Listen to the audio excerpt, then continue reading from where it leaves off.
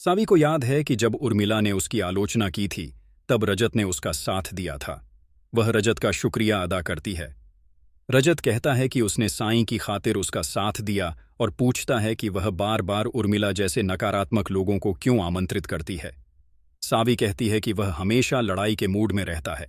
रजत कहता है कि वह इस झूठी गर्भावस्था रिपोर्ट के कारण उससे अधिक परेशान है।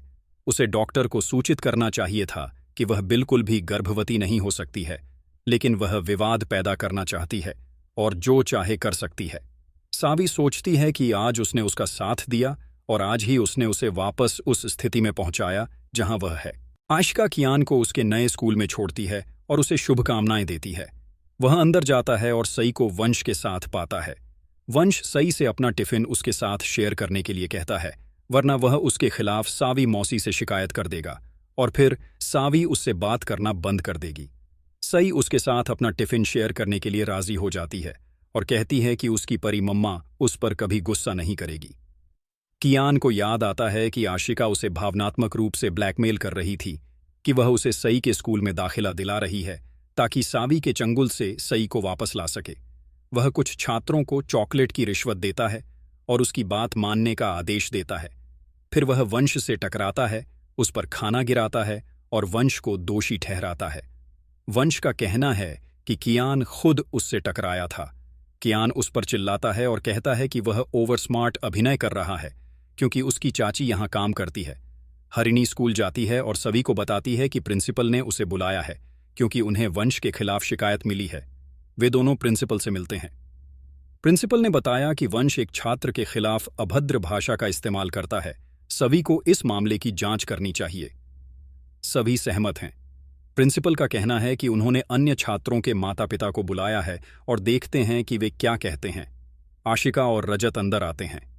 कियान वंश पर उसके खिलाफ अभद्र भाषा का इस्तेमाल करने का आरोप लगाता है। आशिका वंश को निष्कासित करने पर जोर देती है। रजत आशिका का समर्थन करता है। हरिणी का कहना है कि उसके बेटे की जिंदगी बर्बाद हो जाएगी, उन्हें कुछ सजा देनी चाहिए और वंश को जाने देना चाहिए। सभी उसका समर्थन करती है। आशिका और रजत अड़े हुए हैं। प्रिंसिपल उन्हें 10 मिनट बात करने और निर्णय लेने के लिए कहता है। रजत का कहना है कि उनका बेटा कभी गलत नहीं हो सकता और इसलिए वंश को सजा मिलनी चाहिए।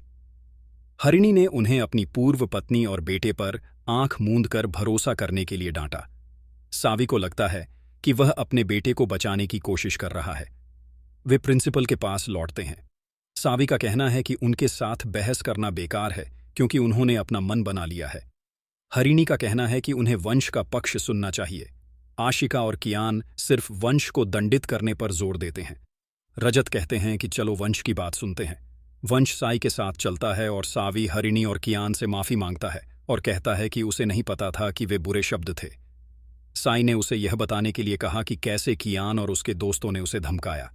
वंश ने खुलासा किया कि कैसे कियान उससे टकरा गया और फिर उसके परिवार और सावी आंटी के बारे में बुरा भला कहा। कियान का कहना है कि वंश झूठ बोल रहा है। रजत उसे अपने दावों की गवाही देने के लिए अपने दोस्तों को बुलाने के लिए कहता है। रजत कियान से वंश, हरिणी और सावी से माफी मांगने के लिए कहता है। आशिका कहती है कि उसका बेटा किसी से भी माफी नहीं मांगेगा और रजत की अपने बेटे का समर्थन नहीं करने के लिए आलोचना करती है। रजत कियान को उन सभी से माफी मांगने के लिए मना लेता है। कियान माफी मांगता है। आशिका उसे ले जाती है। सावी रजत को सच्चाई का साथ देने के लिए धन्यवाद देती है। रजत उसे उसके धैर्य के लिए धन्यवाद देता है। स्कूल से बाहर रजत आशिका को उसके बेटे को गलत सिखाने के लिए डांटता है। आशिका अपने बेटे का समर्थन न करने और इसके बजाय एक फैशन सेंसहीन साड़ी पहने पत्नी का समर्थन करने के लिए चिल्लाती है। साईं चुपचाप उनकी बातचीत सुनती है और सोचती है कि क्या परी मम्मा को वास्तव में फैशन की समझ नहीं है। वे घर पहुंचते हैं। रजत फोन पर व्यस्त हो जाता है। साईं उससे खरीदारी के लिए ले जाने पर जोर देती है क्योंकि उसे परी मम्मा के लिए सुंदर कपड़े खरीदने की जरूरत है। साईं कहती हैं परी मम्मा। आशिका साड़ी सेक्शन में जाने के लिए ताना मारती है। साईं कहती हैं कि उनकी परी मम्मा कपड़ों में खूबसूरत दिखेंगी।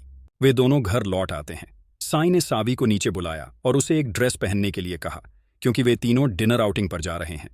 सावी सहमत हो जाता है और कपड़े बदलने चला जाता है। रजत को अमन का फोन आता है कि उसे एक महत्वपूर्ण क्लाइंट मीटिंग में शामिल होना है।